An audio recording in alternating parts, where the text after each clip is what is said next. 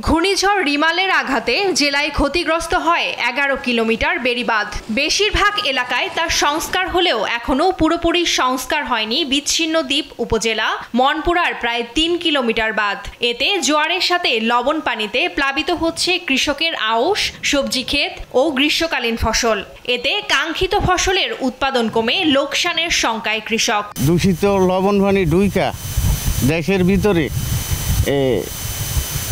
এই যে যত ফসলাদি আমরা করছি এগুলা সব নষ্ট হয়ে গেছে। এই বেড়িবাঁধ সিডিয়া আমাদের কোটি কোটি টাকার সম্পদ এই মনপুরের মানুষের নিচে।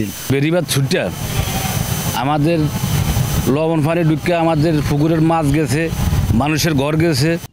লাভের আশায় এবার অনেকেই ধার দেনা আর এনজিও থেকে ঋণ নিয়ে ফসল চাষ করছেন, কিন্তু লবণ পানিতে ক্ষতিগ্রস্ত হচ্ছে সেই ফসল। বিশেষ করে মরিচ, ডাল ও ধানের ক্ষতির আশঙ্কা করছেন কৃষক। আউশ ধান সব মরে গেছে এবং যে রবি শস্য কিছু ছিল সেগুলো সম্পূর্ণ ক্ষতিগ্রস্ত হয়েছে। মাছ গাছ সম্পূর্ণ নষ্ট হয়ে গেছে। আমাদের এই দেশের এই বেরিটা ঠিকঠাক মতন হোক, ব্লক হোক, তারপর আমরা খুব শান্তি মতন চলতে পারবো।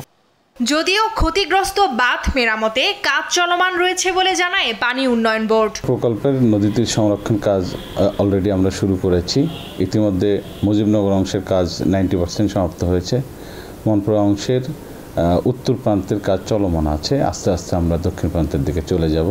প্রথম ফেজে আমরা তীর সংরক্ষণ কাজ শেষ করব এবং এর পরবর্তীতে বাঁধের কাজ সম্পন্ন করব। রিমালে জেলায় 48 কোটি টাকার ফসল নষ্ট হয়েছে। ক্ষতি কাটিয়ে ঘুরে দাঁড়ানোর চেষ্টায় দ্রুত বাঁধ সংস্কারের দাবি চাষিদের। নিউজ ডেস্ক, দেশ টিভি।